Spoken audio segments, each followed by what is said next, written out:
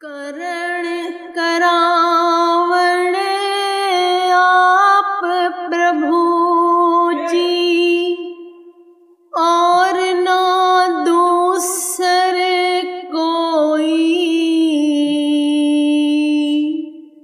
रिद्धि सिद्धि शीश झुकावे,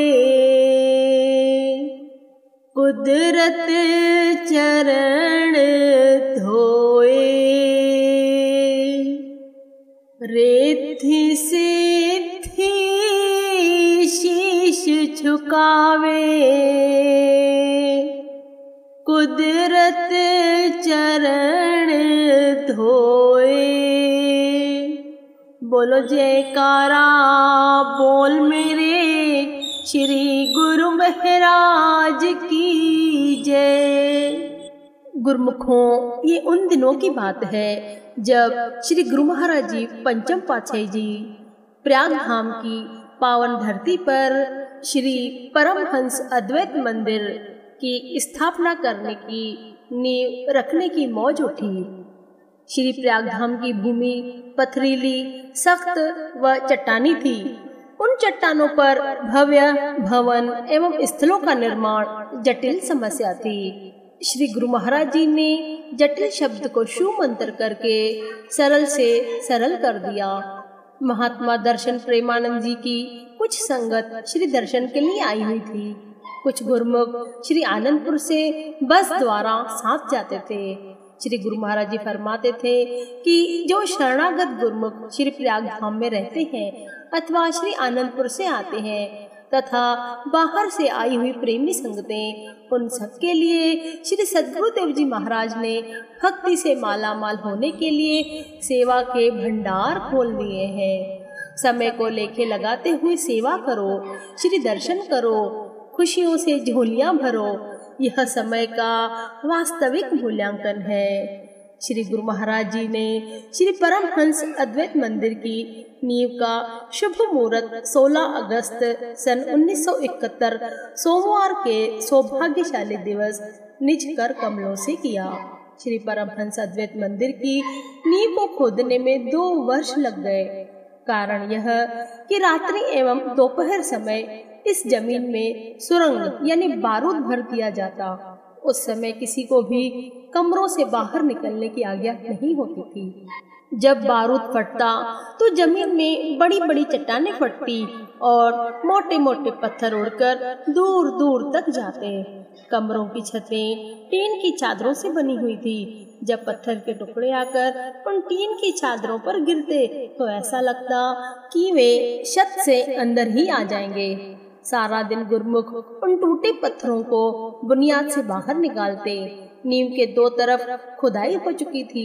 तीसरी ओर जब खुदाई आरंभ हुई तो महात्मा पूर्ण श्रद्धानंद जी एवं महात्मा परम संतोषानंद जी ने श्री चरणों में विनय की, महाप्रभु, यह आड़े टेढ़े पत्थरों के निकलने से कहीं नीचे खोखली जगह रह गई तो मंदिर निर्माण में कठिनाई हो सकती है। श्री गुरु महाराज जी ने फरमाया, कुदरत की सभी शक्तियाँ महान कार्यों की पूर्ति में लगी रहती हैं। हमें अपना कर्तव्य करते जाना है, अपने लक्ष्य की ओर ध्यान रखना है। परमार्थ के कार्यों में दृढ़ संकल्प बहुत महत्व रखता है, इसलिए दृढ़ता से आगे बढ़ते चलो। अभी केवल 1 घंटा ही व्यतीत हुआ था कि श्री सद्गुरुदेव जी महाराज ने फरमाया कि जो गुरुमुख भक्तजन बुनियाद के बीच में सेवा कर रहे हैं, सब शीघ्रातिशीघ्र बुनियाद से बाहर हमारी तरफ आ जाए। आदेश पाते ही सबको वहां से बाहर निकाला गया। जितने भी अन्य भक्त महात्मा जन बुनियाद के समीप सेवा कर रहे थे, सबको श्री गुरु महाराज जी ने अपने पास बुला लिया और उन्हें बुनियाद से दूर खड़े हो जाने के लिए फरमाया। एकाएक ऐसे लगा कि मानो भूचाल आ रहा हो। श्री प्रभु जी खड़े मंद मंद मुस्कुराते हुए बुनियाद के अंदर वाले पत्थरों की ओर निहार रहे थे। हुआ यह कि उस स्थान की धरती के हिलने डुलने से बुनियाद के बीच में बड़े बड़े पत्थर टूटकर खोखले स्थानों को स्वयं ही भरने लगे। इस प्रकार जब 2 तरफ की बुनियाद का भीतरी स्तर बराबर हो गया तब श्री गुरु महाराज जी ने कर कमल खड़ा करके आशीर्वाद दिया।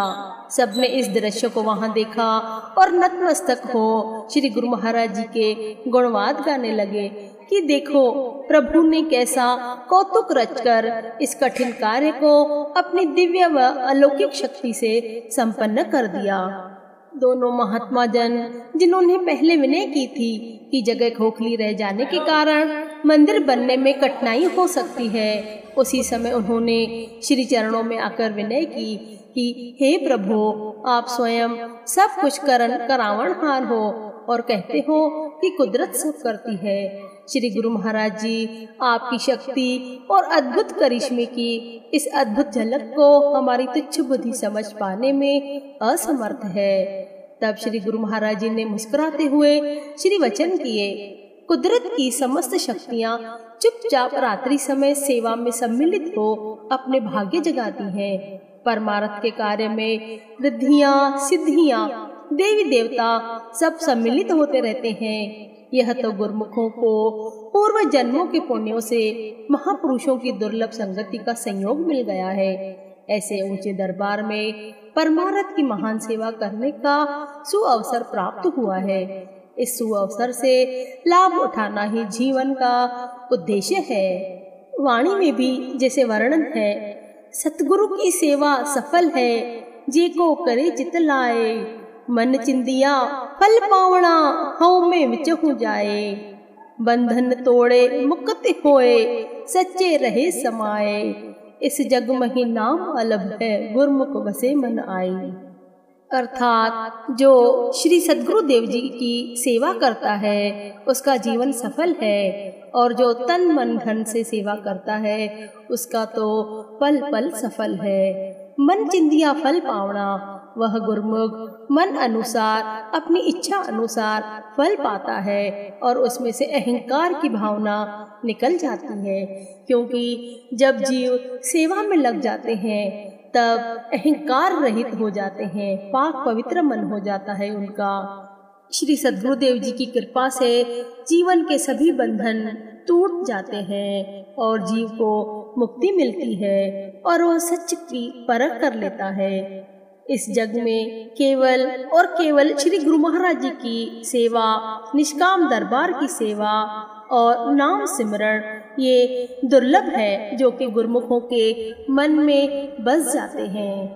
अतः हम जीवों का भी यही फर्ज है कि हम दरबार की निष्काम सेवा करें। अगर मन में यद्यपि कभी कोई अहंकार आ भी जाए तो उस अहंकार को निकाल कर निर्मल पाक पवित्र मन से दरबार की सेवा करें। क्योंकि जब हम निर्मल मन से सेवा करेंगे, पवित्र मन से दरबार की सेवा करेंगे, तभी ही श्री सद्गुरुदेव महाराज जी की हम गुरुमुखों पर असीम कृपा बरसेगी। गुरुमुखों, क्योंकि संत महापुरुष तो सबके मन की जानते हैं, क्योंकि जिस भाव को लेकर हम सेवा करते हैं उस भाव से ही वह कार्य पूरा होता है। अतः हमें अच्छी शुद्ध भावना मन में धारण करते हुए ही दरबार की सेवा करनी चाहिए और संत महापुरुषों की प्रसन्नता को प्राप्त कर अपना जीवन कल्याणकारी, मंगलमय और सुखदायी बनाना चाहिए। बोलो जयकारा, बोल मेरे श्री गुरु महाराज की जय।